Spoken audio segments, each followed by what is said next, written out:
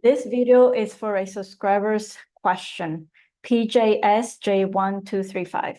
This person asked, when you said any person that is randomly triggered by us, this thing has happened to me too, of jealousy. I feel it's mother wound activated in me that brings forth such behavior from not only women, but men too, competing against me. Am I right? I'm working on sisterhood wounds. Please do make a video on this topic too specifically. I saw your video, Mother Wound, and you didn't mention this. Thank you. Okay. Thank you for asking this question. And okay, so I'm going to talk about the sisterhood wounds because that's what you asked, and then I'll cover the other part of your question. So yes, I worked on my father's wound for like 3 years, a long time, and then money wounds, and that took also probably like 3 years. I feel like they were back to back when I was working on them, almost like father wounds, money wounds, father wounds, money wounds, 3 years to 4.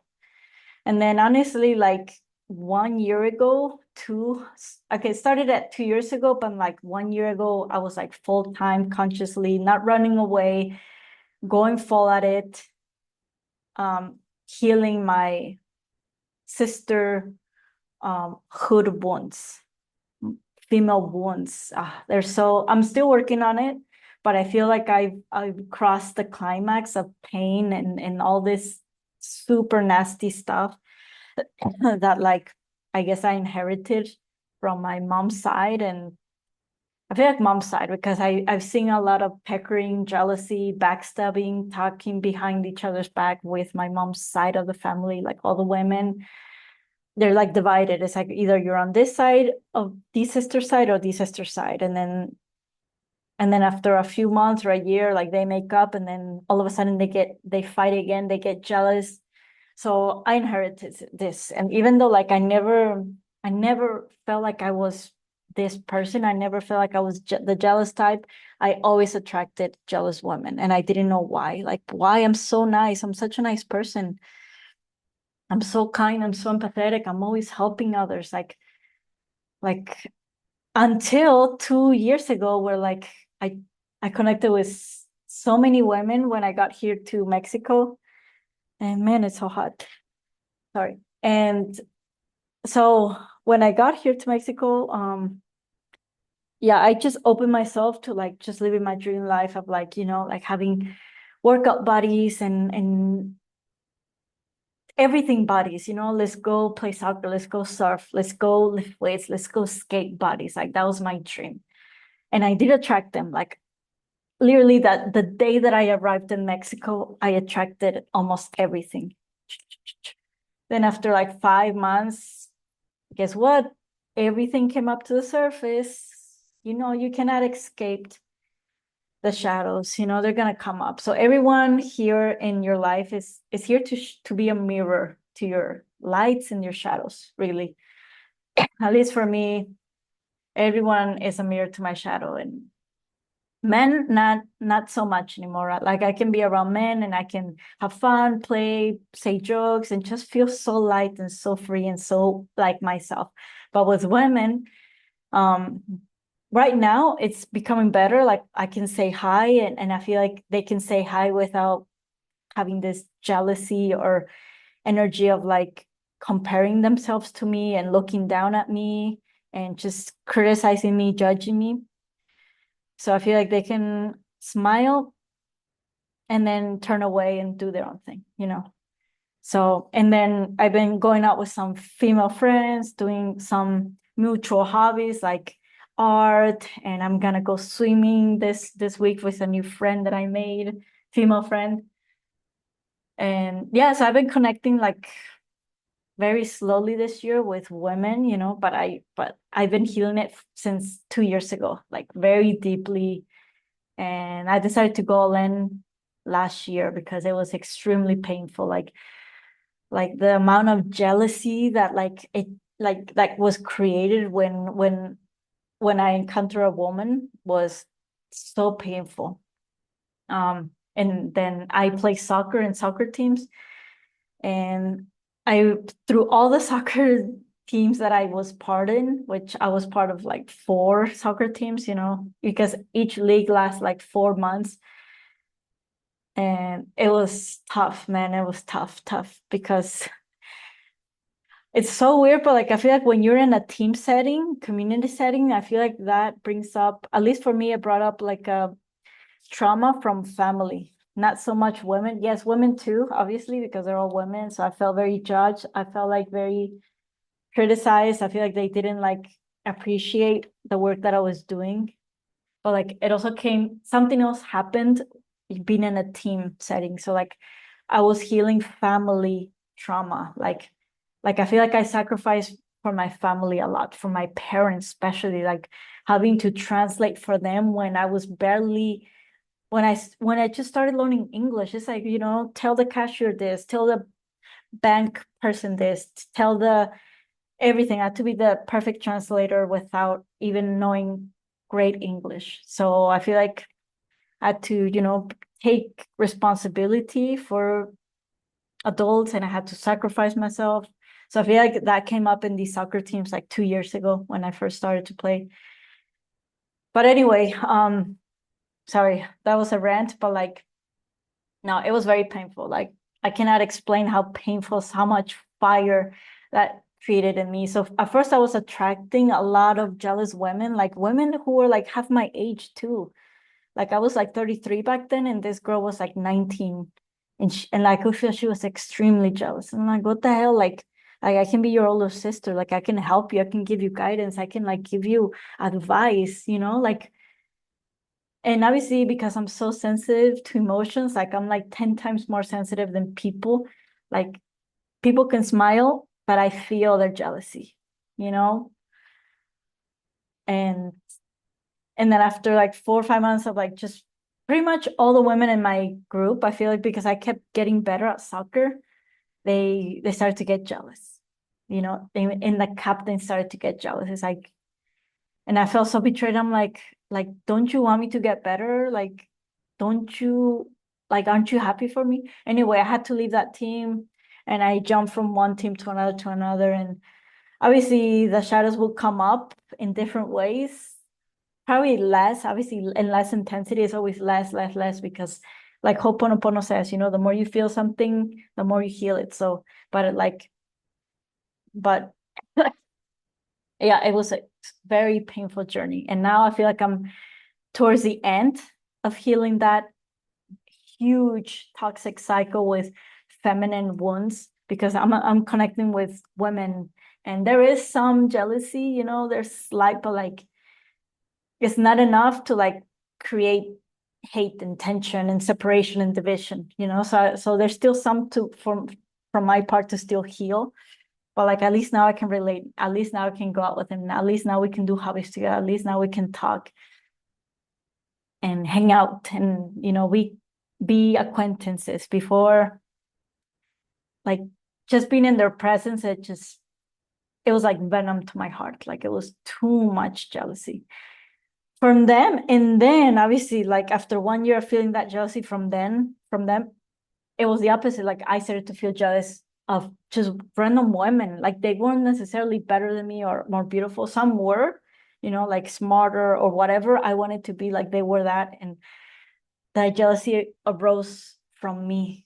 So now I felt like the bad person. Now I felt like the jealous person. And that sucked, like it's so different, everyone being jealous of you, and then now you being jealous, which is fine because it's part of the process. Like it's part of the healing journey. Like healing is not linear. It's not like, okay, once I heal this, I'm done. No, like maybe you're gonna heal 10 layers. And a lot of the times what you heal is not what you think.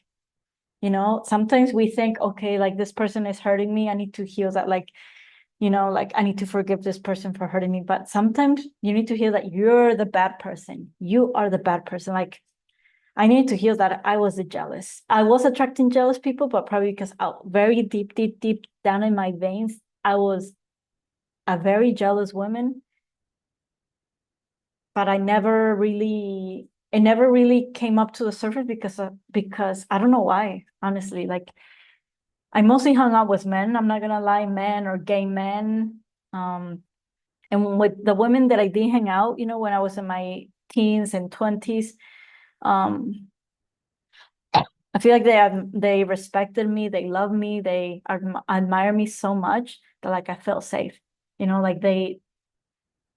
Like they just told me how much they like me, how much, like how much of a friend I am, which is very rare, to a woman to say that to another woman, So I feel like she was like a sister to me because only sisters tell each other those things. But like stranger women, they look at you up and down, they're comparing themselves to you, who's more beautiful, who's has more attention, so toxic. So um really my advice is to like keep feeling it, like we want to run away, which is I guess what I kind of did by just hanging out with men most of my life.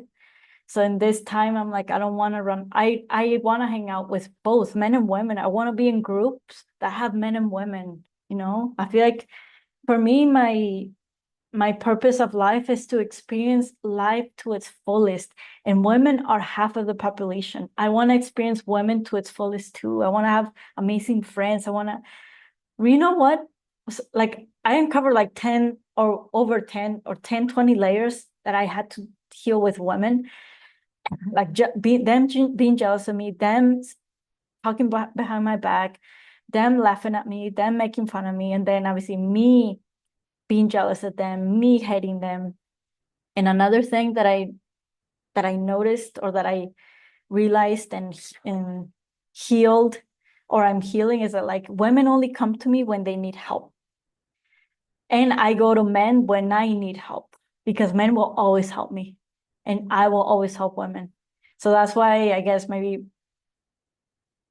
99% of my clients are women because literally like this is my service. I will help you manifest your dream job. I will help you heal whatever it is that is keeping you stuck. And that's where we flow. Like my favorite women are literally my clients. Like because we're like we come in this session for that. Like they asking for help and I'm ready to give help, and I'm not getting taken advantage of because in outside of work, women come to me because they do need my help. Really. Like women tend to be very insecure around me, and I feel like that creates jealousy. But like the women who did used to ask for help before, and obviously I helped a lot of women, just because I was a good person. But like recently, like the last 2 years, I don't help women anymore. I'm like, if you want, in my mind, I'm like, if you want my help, you can buy a session. Like I'm not helping you for free. Women are not appreciative. Women, I feel like they just use me in real life, most of them, because I don't know, I feel like I have a very masculine mind. Like I'm good at math, I'm good at solving problems, I channel things, I'm very confident, I try new things. I'm 35 and I'm having an amazing life. Like I do 4 or 5 sports. I'm fit, I'm strong.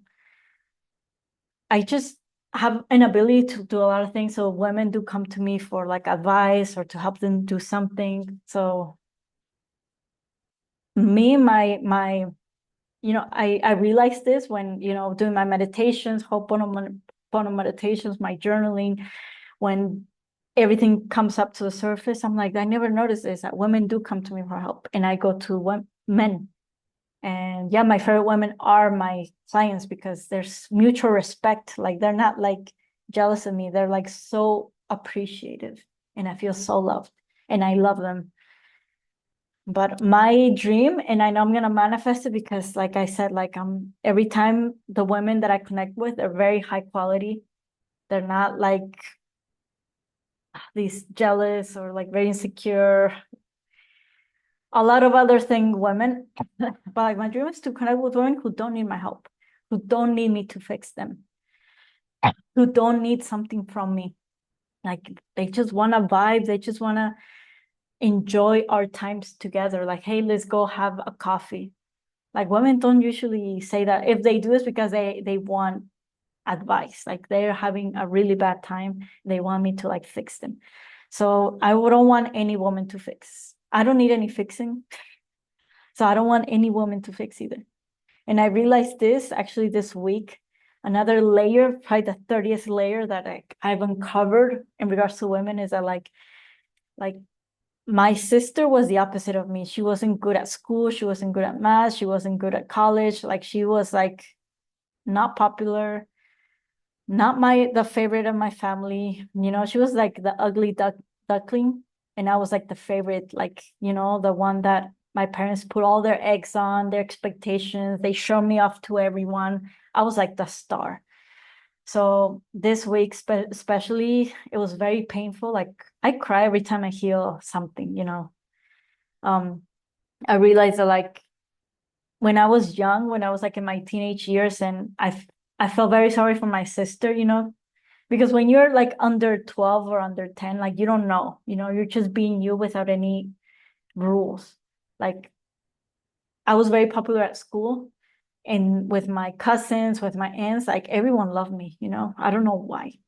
Like everyone loved me and no one really cared about my sister. You know, my sister wasn't good at school.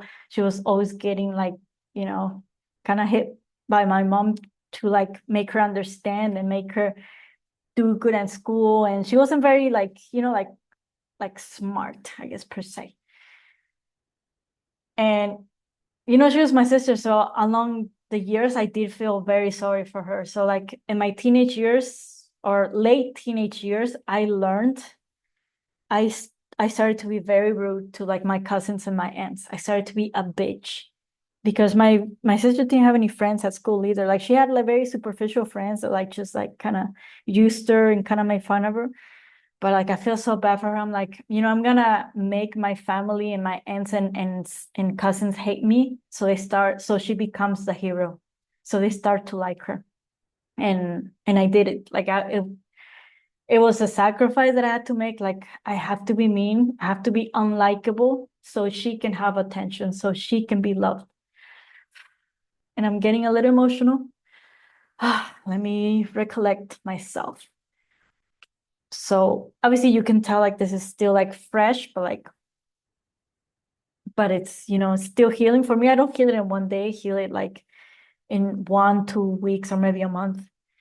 So when I realized this, you know, like a week ago, I'm like, wow, no wonder I'm attracting like looser women, you know, women who like need someone to make them feel good, to make them shine. And something that I realized too is like I feel like no, not I feel like I know that like I've been putting down my light and not allowing myself to shine bright, because what happened when I shine bright with my sister, she didn't get attention. So yeah, there's been a lot of self-sabotage, you know. I've always self-sabotage in some places, but like that also helped me realize I don't want to I have been self-sabotaging before because I didn't want to hurt women, you know, that like maybe I'm gonna take away their attention and they're going to be left in the shadows. Yeah, that was something huge. So that's what I'm saying. I'm very close to the end because I feel like everything comes back to family. Like who raised you? Who did you live with? Your mom, your sisters, your aunts, your grandma, your neighbors, your cousins. These are the roots, or the big roots. So really, it's not easy. It's not easy. Just keep going. Like one day it will stop hurting. One day, like you will live a normal sisterhood life. But until then, you have to keep going. Don't run away. Don't turn away. Don't ignore it. Trust me, it's worth it. It's worth the healing. It's worth the pain. So you can enjoy life. So you can enjoy men and women. I feel like we will never truly heal. I feel like there's some people who don't even believe in healing, which is weird because they're the ones who need it. But you know, like according to Dr. Hugh Lin, which he was like in his mid or late 60s, during during all of his seminars, he said, I'm still healing. I'm still healing. Like he's like, when I entered this room, the seminars room, he started to heal. because the chair had, I don't know, like some negative emotion or trauma, and Dr. Hewlin felt that and he needed to heal that. So we never stop healing, you know? So for me, Ho'oponopono is a lifestyle. It's not a solution. It's not like a band-aid that like, oh, it's over. No, it's never over. It's never over. Like if you want to settle where you are and stay stuck and say, this is how life is, then yeah, I guess healing can kind of end there, even though it will never end because you will always be triggered by something. But like if you want to just live your best life, live the highest version of yourself, attract a dream job, attract dream clients, dream partner, dream love, dream body, you need to heal like it's like your job, like it's your part-time job. I treat healing as my part-time job more than manifestation. So manifestation is, you know, I feel like I kind of do it kind of automatically, but like manifestation does not work if you don't heal. This is my experience. I know there's other manifestation coaches who don't really focus on healing. But for me, I feel like they're not really giving the full information of how manifestation works. I feel like they're just telling you half the information. You know, I feel like they do heal, but they just don't say it in the videos. So I'm just saying the behind the scenes of manifestation. Besides like, oh, write a letter to universe, or like do the 555 method, which is like, which I've done all the methods, like all the methods that you and techniques that you probably heard, I've done them all. And most of them did not work because I had a lot of stuff to heal. And once I just focused on healing, everything just flowed: abundance, friends, opportunities, clients, trips. So I feel like we are rating at a certain frequency. And once you clean your frequency, then you just attract and manifest with that new frequency. Like you don't even need to visualize or do anything. Like you can do it, you know, because you're either worrying about something or you're visualizing the best case scenario, but you don't even need to do that. You know, you can just keep cleaning your energy, getting back to zero. So you can just literally, you're just a magnet, walking magnet.